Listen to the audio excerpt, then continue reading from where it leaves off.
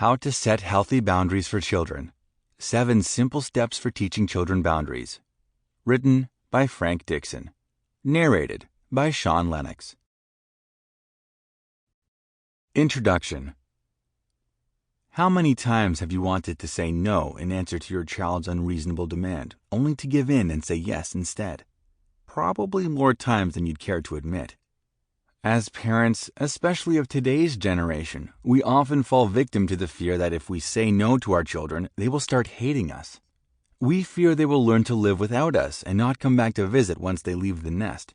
We don't want the label of a bad parent stuck on our backs, with other parents judging our skills when our child throws a temper tantrum at the grocery store. In the quest for perfect parenthood, however, we sometimes forget the kind of role model we should aspire to be for our children. Every time we say yes to them for something unreasonable, it sets the wrong example. Children see that they can get away with anything they want in life if they make a little fuss, act out, and cause a scene. The danger here is that this behavior can carry on as they grow, resulting in them becoming the kind of selfish individual who believes that they are entitled to have anything their heart desires, regardless of others' feelings. As they enter adulthood and are hit by the realities of work, life, and romantic relationships, they become dumbfounded when anyone denies their request. Learning to set healthy boundaries early, therefore, is pivotal for a child's empathetic development. You want to raise someone that you are proud of, that acknowledges and respects others' needs for personal space, and that knows when they should say no without fear of rejection, shame, or guilt.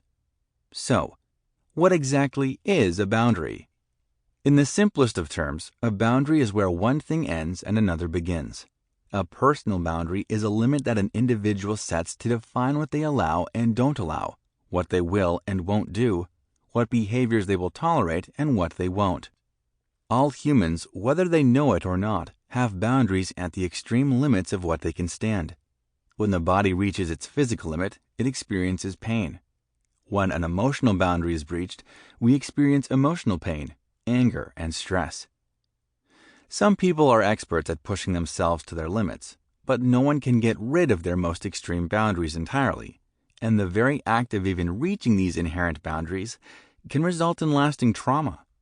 Most people have self-imposed boundaries within the limits of the more extreme inherent ones to avoid this, such as lifting weights until your arms feel tired rather than lifting weights until your arms are physically damaged.